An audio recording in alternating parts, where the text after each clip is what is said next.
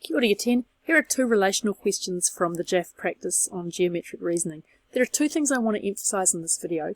The first is labeling your angles really well so that your communication is strong. And the second thing is using the angle reasons. And a lot of the time students are good at using the angle reasons, but they're not very good at making it clear which angle they're finding. So in general there are two ways that you can do this. You can either write in extra little letters to the angles that you want, like A, B or C, or you can get confident with using notation like this. So suppose I want to be talking about this angle here. I'm going to call it angle FPR or angle RPF. So I need to be doing either calling it one of those, or when I want to work with that angle, I just draw on the extra angle and I might call it angle A. Okay, so I'm going to do both of those things in this video. The actual problems are not too hard. You just have to start to string together a series of reasons. The trickiest thing is always to figure out where to start. But the good news is, as long as you're logical, it won't really matter and you'll probably come out with the right answer. So in this question here, our goal is to find angle X here. There are a couple of places to start, but I'm going to start by finding this angle here. And to do that, I'm going to use the angle at the center rule. I can see this angle over here is 170, and that means that this angle here, and I need to stop saying this angle here and label it A will be half of 170. So I'll start by saying A is equal to 170 divided by 2, which is 85 degrees. And now I'm going to give my reason, and that's that the angle at the center is equal to twice the angle at the circumference. Okay, so far so good. Now what can I do next? Well, I'm looking for angle X, and I've got a four-sided shape. I know this angle now, and I know that this one is 44. So far I'm up to 129 degrees. But I need to figure out what this one here is. I can do that using my Year 9 angle reasons. Now this time I'm going to use the other way of labeling, just to give you some practice with it. So this angle here is reflex angle ROF or FOR. And reflex angle ROF is going to be 360 minus 170 degrees, which is, let's see, 190 degrees. The reason for that is that angles at a point equal 360 degrees. So let's see what I've got now. Well, this one is 190 and this one is 85 degrees. So notice it's not enough just to write those on the diagram. I've got to explain with my reasoning.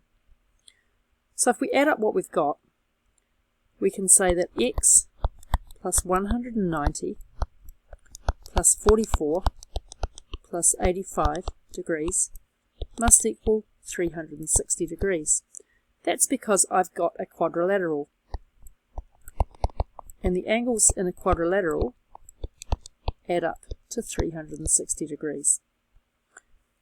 So adding these up gives me, let's see if I can do this, 190, 44 and 85. Now it's fine for you to use your calculators on those. I'm just going to do it by hand. So 9, 13 and 8 is 21. So we get 319. So X plus 319 is 360. That gives me X is equal to 41 degrees. So just going back over these, let's have a look at the reasons that we've used. Well, the first reason that I've used was that the angle at the center is twice the angle at the circumference. The second reason that I used was that angles at a point equal 360. The third reason that I used was that angles in a quadrilateral add up to 360 degrees. And all of those reasons together gave me my final answer that X was equal to 41 degrees. Okay, let's take a look at 2F. I'll just get a little bit of space. So in 2F we're going to use some different circle reasons, and again we have to label our points really well. A couple of things to notice. This is the center of the circle, and so FG, this line here, is not a diameter. So I can't use that the angle in a semicircle is a right angle, I'm going to have to do something else. I notice that this is 32, and this angle's been formed by those two lines. So the arc forming that angle is the arc GH. So I can take my fingers, and now I take them over here. And we know that this angle in here has to be 32 as well. So how can I write all of that down? Well, I'm going to say that angle GEH is equal to 32 degrees because angles on the same arc are equal. So there's my first reason. So this one is 32 degrees. And next I can use that the angles in a triangle have to add up to 180. So 32 plus 53 gives me 85.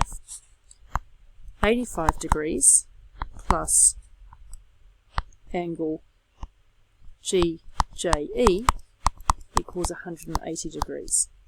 And that's because angles in a triangle equal 180. So there's another angle reason that I've used. That means that angle GJE must equal 95 degrees. So it makes it very easy to find x. X is equal to 180 degrees minus 95 degrees, which is 85 degrees. And I'm using angles on a line equal 180 degrees to do that. Now there's one other way that I could have done it, and I could have skipped finding this one directly, and that's the rule about the exterior angle in a triangle. Okay, so once I'd found this one here, and I've got this one here, I know that x will equal 53 degrees here, plus the 32 degrees here, which is 85 degrees. But if I'm doing it straight to this, my reason has to be that the exterior angle to a triangle is equal to the sum of the interior opposite angles. Okay, so that's another way to do it. And with these harder questions, you'll often find that there are quite a few different ways to do the same reasoning. And you could give two different people who like geometry problems the same problem, and they'll find two different ways to get there.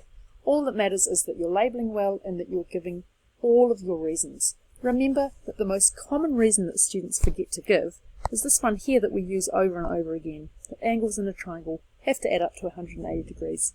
Thanks for watching. I'll do some questions with polygons tomorrow night.